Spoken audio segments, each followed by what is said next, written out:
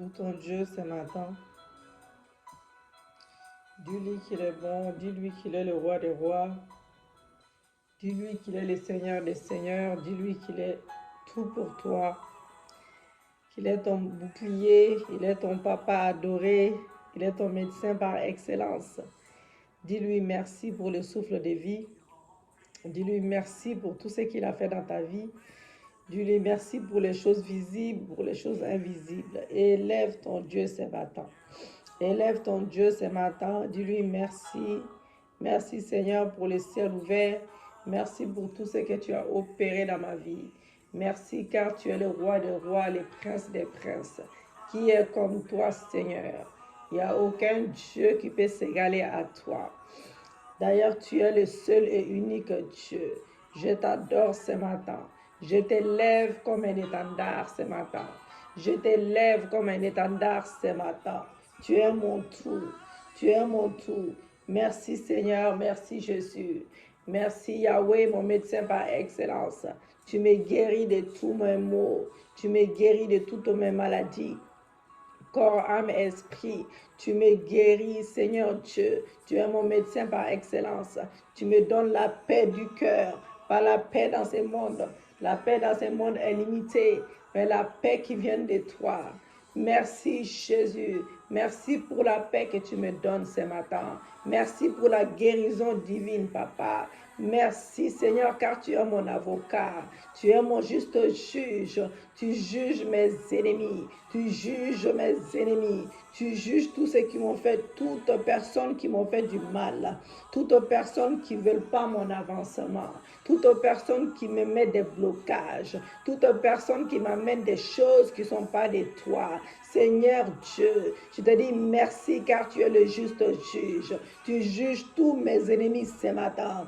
Tu juges toute personne qui s'est levée contre moi, qui s'est léguée contre moi. Par méchanceté, par méchanceté. Seigneur Dieu, merci car tu es mon juste juge. Tu es mon avocat. Tu es mon tout. Oh, il n'y a aucun Dieu comme toi. Il n'y a aucun Dieu comparable à toi. Tu es fort dans les combats. Tu es mon commandant en chef des armées célestes.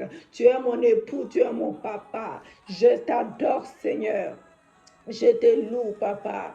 Je t'adore, Papa. Je t'élève, Yahweh, le roi des rois, le seigneur des seigneurs. Bien-aimés, nous allons continuer sur les mêmes lancers ce matin. Nous allons parler aujourd'hui, ce matin, que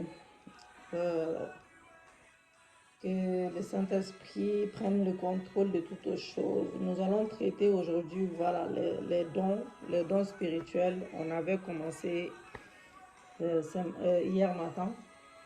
Donc, on va continuer sur le même lancer, les mêmes thèmes. On va continuer sur ça. Voilà, nous allons traiter ce matin, aujourd'hui, les 3 dons vocaux. C'est quoi les 3 dons vocaux? C'est quoi les 3 dons vocaux, bien-aimés? C'est-à-dire les dons qui s'opèrent. Les dons qui s'opèrent, on est obligé de... Je me suis dit que je vais faire l'enseignement au moins 2 ou 3 cette semaine, si je peux. Bien aimé, parce que c'est important de savoir beaucoup de choses, apprendre des choses. Mon peuple périsse par manque de connaissances, la Bible déclare cela. Donc, c'est-à-dire les dons qui s'opèrent, bien aimé, obligatoirement, au travers des organes vocaux, bien aimés de la personne. Donc, ces trois dons sont la prophétie. Ces 3 dons sont la prophétie, les langues et l'interprétation. La prophétie, les langues et l'interprétation. Donc, nous allons commencer par les dons de prophétie. Les dons de prophétie, je vais d'abord tenter de les définir, j'espère qu'on aura assez de temps. La prophétie, bien aimée, est la capacité accordée par le Saint-Esprit, voilà, à un croyant, d'annoncer des paroles, bien aimées, qui viennent de Dieu, d'annoncer des paroles qui viennent de Dieu et qui ne viennent pas de l'intelligence, notre propre intelligence. du raisonnement ou de l'édification de la personne. Donc, ce don de prophétie-là a été l'œuvre tout au long. Ce don de prophétie-là a été l'œuvre tout au long de l'histoire du peuple de Dieu, depuis le début. Voilà, du peuple de Dieu depuis le début. Et nous les voyons plusieurs fois cités dans la Genèse. Voilà, Genèse, pour ceux qui ont lu Genèse, qui ont médité Genèse. Par exemple, prenons le cas d'Isaac bénissant Jacob, qui est très remarquable. Isaac, les pères, imaginaient qu'il était en train de bénir l'aîné. Nous connaissons tous cette histoire, je pense. Et donc, il croyait qu'il était en train de bénir l'aîné de ses jumeaux, Ésaü, mais Jacob s'était fait passer pour Ésaü et s'est présenté à sa place devant son père Isaac, qui était aveugle. Donc Isaac, dans sa cécité, imposa les mains à Jacob en croyant qu'il était Ésaü et les bénit. Plus tard, on découvrit qu'il avait béni Jacob et non Ésaü. Donc celui-ci implora son père de revenir sur sa décision-là. Mais Isaac dit, je ne peux pas faire cela, je l'ai béni et il doit être béni. Donc, nous voyons donc que les paroles d'Isaac a prononcées prophétiquement ne provenaient pas de sa propre intelligence. Ça ne provenait pas de sa propre intelligence et en réalité, il était incapable de revenir dessus, de défaire ce qui avait été dit. Nous voyons un cas similaire arriver à Jacob plus tard. Lorsqu'il bénit les deux fils de Joseph, Joseph avait son idée à propos duquel de ses fils devait recevoir la plus grande bénédiction. Mais inspiré et sous l'impulsion du Saint-Esprit, Jacob croisa les mains et bénit Ephraim, le plus jeune, et bénit Ephraim le plus jeune plus que Manassé l'aîné, et puis encore une fois, et Jacob dit je ne peux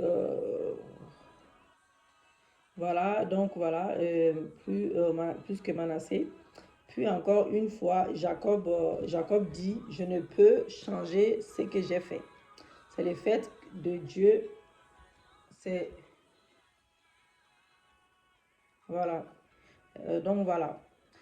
Donc, c'était les mêmes paroles encore qui provenaient de Dieu et non du croyant. Voilà. Donc, elles sont données surnaturellement par les Saint-Esprit. Donc, le Nouveau Testament nous en révèle beaucoup sur l'exercice de ces dons. Tout d'abord, il faut définir pour quelle finalité ils sont donnés.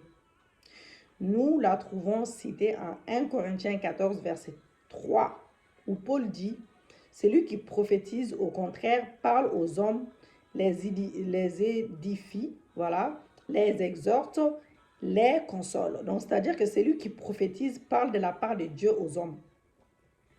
Et le but final est cité en 3 mots, édification, exhortation et consolation. Donc, on pourrait l'exprimer en langage un peu plus contemporain. Le but de la prophétie est d'instruire, bien-aimé, d'affermir et de réconforter.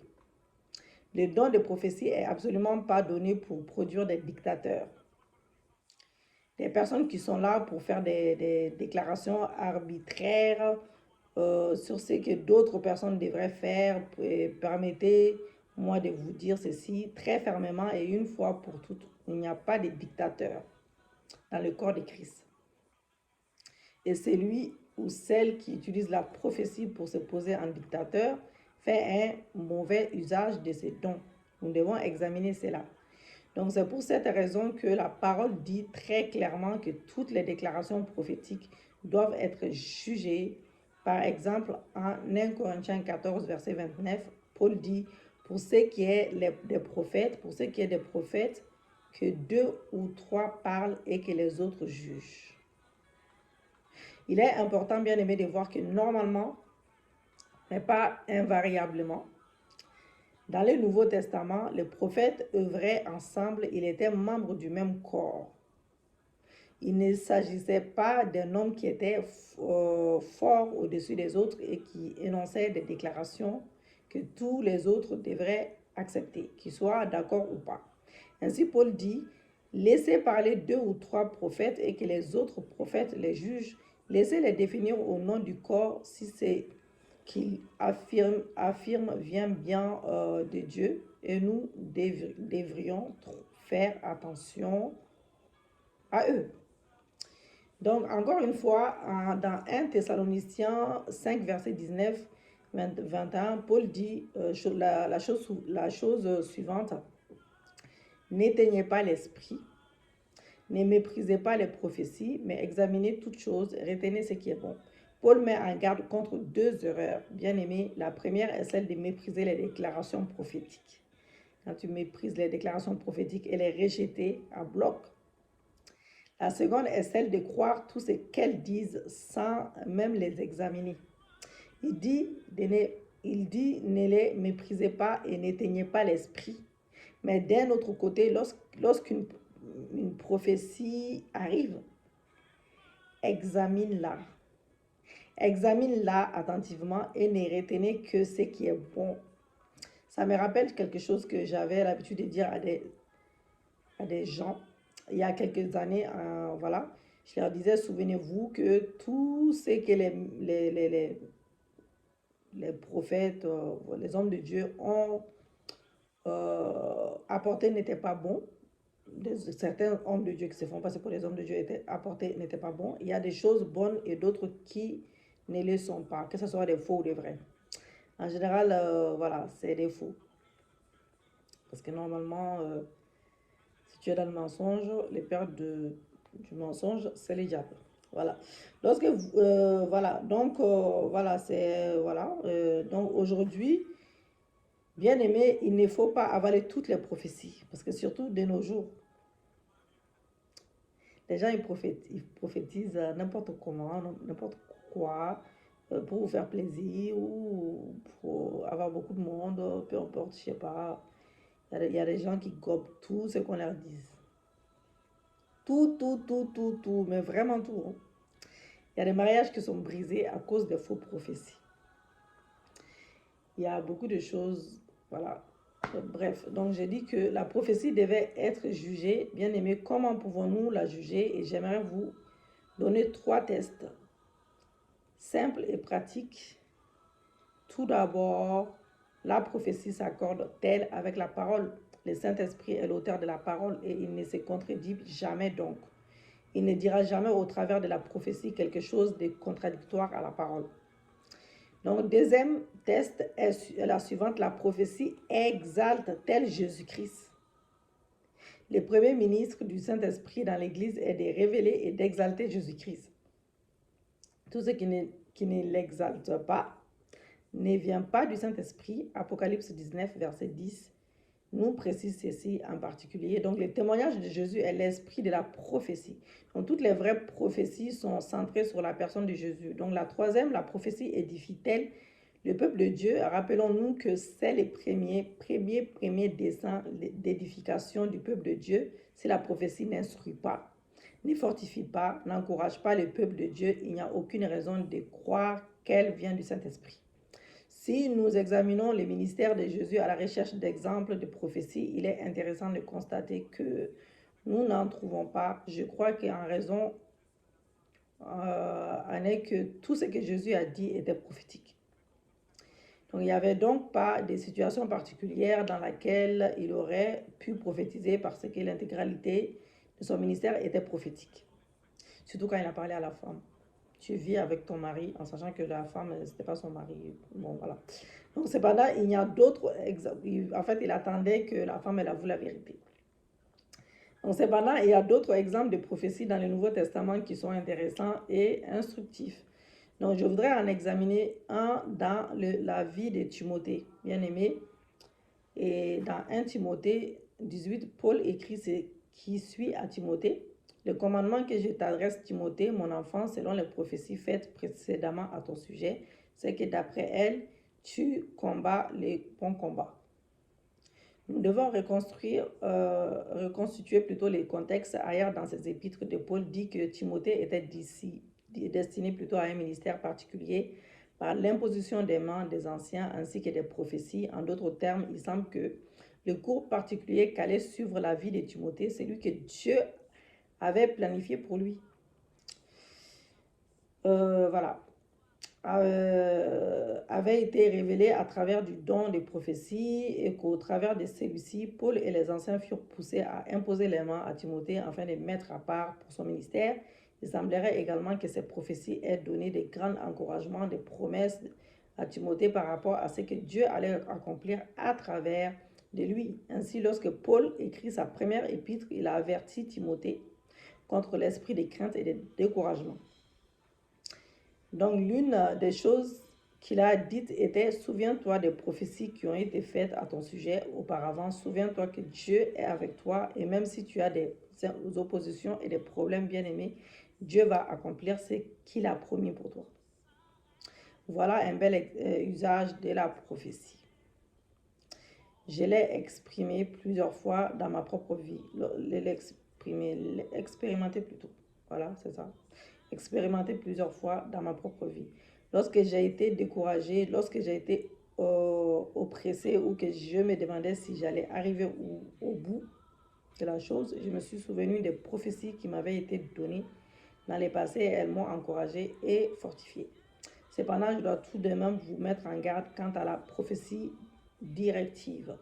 Elle ne doit pas être le seul moyen de trouver une direction dans votre vie bien-aimée. 2 Corinthiens 13:1, Paul dit « Toute affaire se réglera sur la déclaration de 2 ou 3 témoins. » N'agissez pas seulement suivant une prophétie, laissez-la simplement être l'un des moyens qui vous guidera dans la volonté de Dieu. Donc, je vais refermer ces chapitres avec un bref. Voilà, c'est... on n'aura pas le temps. On n'aura pas le temps. Bon, je vous dis juste, lorsque Dieu est attiré, on n'aura pas le temps. Donc, je pense qu'on va rentrer directement dans l'intercession. On est presque à 20 minutes là. Bon, en particulier, voilà, à propos d'un nouveau style du Saint-Esprit, le Saint-Esprit, c'est lui notre guide, bien-aimé. Voilà, c'est lui qui nous encourage, nous donne des directions dans un moment critique de notre vie, c'est tout simplement. Il est écrit actuellement à l'expression, voilà un bon exemple d'encouragement et de direction exhortée, réconfortée, motivée par les dons de prophétie dans notre dans notre vie quotidienne. Voilà. Donc, voilà. Regardez les dons des langues, déclarations prophétiques. Les paroles que vous prononcez ont un impact certain sur votre vie. C'est très important. Donc, les paroles sont des conteneurs de puissance et possédent la capacité de nous influencer, d'influencer les autres et notre environnement également. Donc, Dieu a tout amené à l'existence par sa parole. Vous le savez tous. Donc, quand un être humain parle, a provoqué des réactions dans le monde surnaturel. Lorsque le prophète Ézéchiel a prophétisé des ossements desséchés, on reprit vie. Voilà, on connaît tous ces versets. On reprit vie. Et Jésus a libéré la guérison parfois par une parole. Voilà, une parole de prophétie. Donc, dans le cas du paralytique, également guéri à Capernaum, il s'est contenté de lui dire de se lever et de marcher, tout simplement. Et il chassa les démons en nous la parole de Dieu. Fait cette injonction bien-aimée, résistez au diable et il s'enfuira loin de vous. Un de vos instruments bien-aimés, des résistances. Et c'est ce que nous déclarons nos paroles. Déclaration qui porte sur l'autorité de Dieu et nous déracinons tout ce qui est en nous, tout ce qui n'est pas de Dieu. Voilà. C'est ça. Donc, nous avons fait, voilà, c'est ça, en fait, c'est comme une sorte tu fais des déclarations pour ta propre délivrance, tu fais des déclarations de délivrance, de spontanées, voilà, des personnes, voilà, tu peux faire des déclarations de délivrance même comme ça, hein, les prières qu'on fait tous les jours, en vidéo, en vocal, etc. Voilà, des prières de déclaration prophétique, des délivrances prophétiques, que ce soit la guérison, peu importe, voilà. Tu peux trouver tes miracles à travers ça, même si on ne se voit pas face à face dans une salle. Proverbe 18, verset 21 nous dit, donc lisez des déclarations aussi, n'oubliez pas le proverbe 18, verset 21. Proverbe 18, verset 21, la mort et la vie sont au pouvoir de la langue, quiconque l'aime en mangera les fruits. Voilà, donc la mort et la vie sont au pouvoir de la langue, vous aurez à vous rassasier des fruits et que votre langue aura produite. Donc je domine cette année, c'est moi qui domine, dites avec moi. Cette année, ce mois-ci, c'est moi qui domine. C'est moi qui domine. L'autorité de Dieu ne sera pas contestée dans ma vie. Dans le nom de Jésus. Dieu seul exerce l'autorité sur ma vie. Dans le nom de Jésus-Christ. Seigneur, ouvre mes yeux pour que je vois, tout ce que je dois voir ce mois-ci, cette année. Ouvre mes yeux spirituels dans le nom de Jésus. Et maintenant, au nom de Jésus, je déclare, je confesse, je viens prophétiser ce matin concernant ma vie, que Dieu seul a l'autorité. Dieu seul a l'autorité. Dieu seul exerce l'autorité dans mon ministère, dans mon foyer, dans mon travail, dans mes finances. Et je me tiens fermement contre toute chose, toute force, toute puissance, toute autorité qui cherchera à me nuire de quelque manière que ce soit. Je me tiens contre cette puissance. Je viens déclarer, je viens prophétiser. Je viens déclarer, je viens prophétiser au nom de Jésus-Christ que ma vie est une zone interdite. Ma vie est une zone interdite pour les diables et ses acolytes. Au nom de Jésus, j'écrase ce matin toutes choses venues des ténèbres, dans mon ministère, dans mon mariage, dans mon foyer, dans mon travail, dans mes projets, dans chaque domaine de ma vie, dans mes finances. Je ne leur permets pas, Seigneur Dieu, je ne leur permets pas d'opérer dans ma vie. Je ne leur permets pas d'opérer dans ma vie. Je viens prophétiser ce matin sur ma propre vie, papa. J'ordonne qu'ils disparaissent de ma vie. J'ordonne qu'ils disparaissent de ma vie.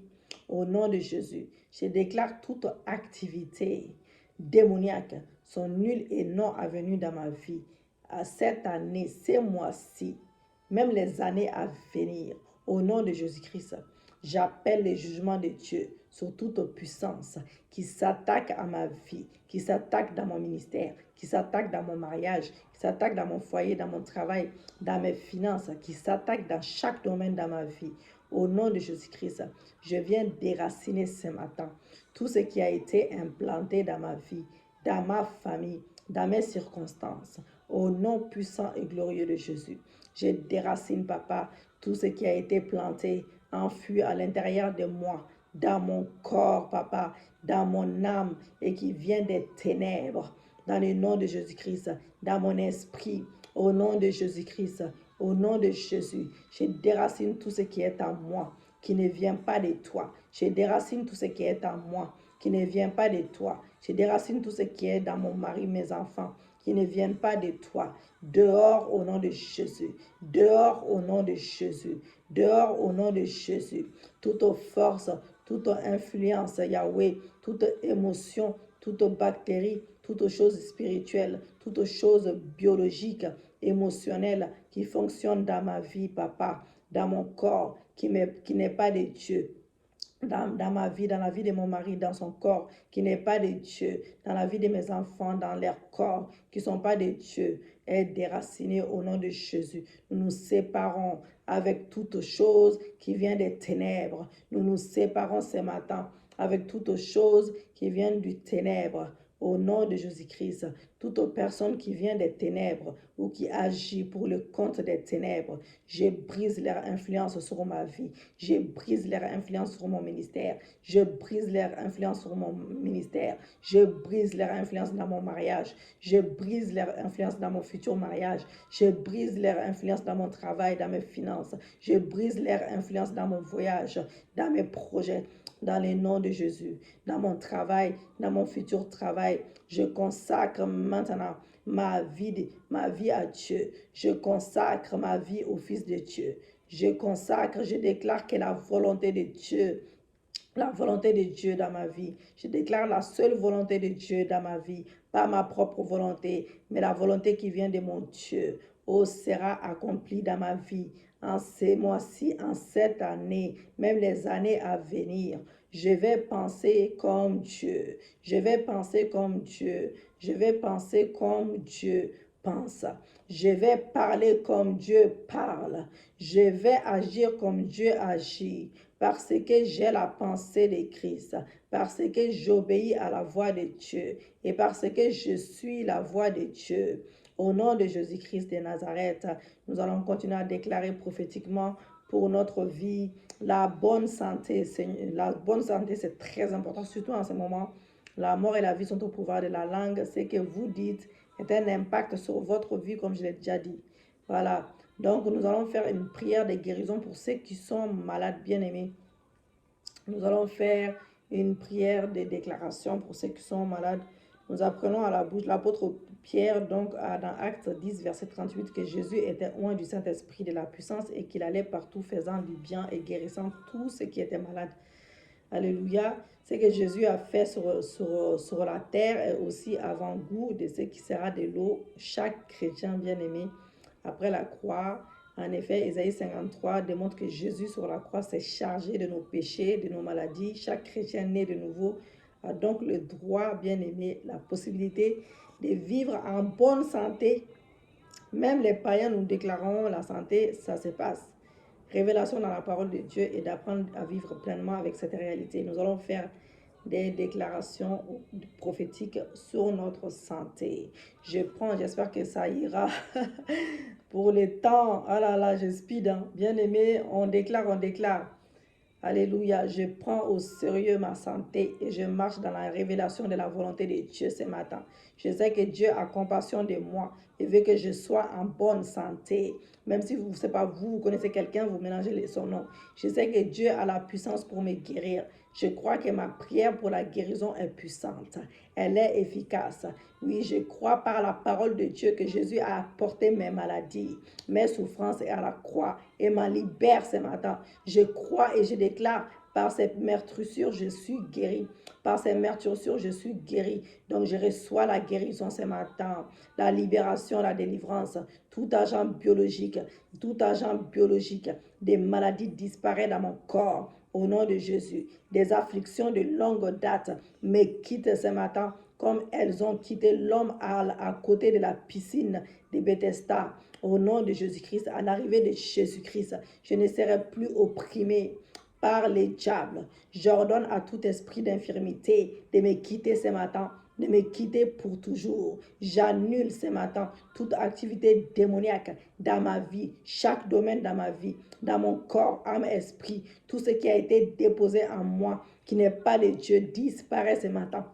Au nom de Jésus-Christ, je déclare la vie sur mon corps, la tête jusqu'à la pointe des pieds, la vie sur mes organes, papa, mes muscles, mes membres, mon sang, mes os, sur toutes les cellules dans mon corps. J'ordonne à chaque système dans mon corps de fonctionner à merveille. Je déclare, je confesse, oui Seigneur, la restauration totale dans mon être. Je ne serai plus jamais malade. Mon témoignage à partir de maintenant, c'est la bonne santé, le bien-être de mon corps, âme, esprit, au nom de Jésus-Christ de Nazareth.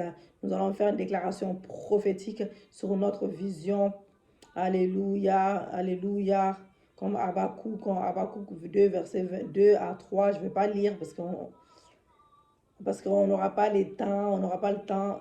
Notez Joël 2, vous lisez chez vous, 23, 32, Habakkuk 2, 2, 3, Matthieu 21, verset 22. Alléluia. Matthieu 11, verset 24. C'est pourquoi je vous ai dit tout ce que vous demanderez en priant, croyant que vous l'avez reçu et vous le verrez s'accomplir. Jean 15, verset 7 et 1 Jean 3, verset 22. Alléluia. Vous lisez chez vous. Alléluia. Donc voilà, je choisis et établis, tu dis avec moi. Ma vision ce mois-ci, cette année, est accomplie. Je suis choisi et établi par Dieu pour accomplir un rêve. Je suis l'enfant de Dieu, tout-puissant, créé pour réaliser un but. Ma Bible me dit que Dieu veille sur moi. Il me garde et me soumet et ne sommeille ni ne dort. Il ne sommeille ni ne dort. Mon secours vient du Dieu très, très haut. À mon Dieu se trouvent les visions, les rêves. Les rêves de mes visions viennent du Tout-Puissant. L'Esprit de Dieu vit en moi. L'inspiration de Dieu puissant me donne l'intelligence divine qui collabore avec mon esprit. Il y a une puissance en moi, en collaboration avec la puissance de mon Dieu, celui qui est assis au-dessus du cercle de terre. Je suis connecté avec les cieux, d'où je reçois le pouvoir d'accomplir ma destinée. Par la puissance du Saint-Esprit de Dieu en moi, ma vision se réalisera cette année.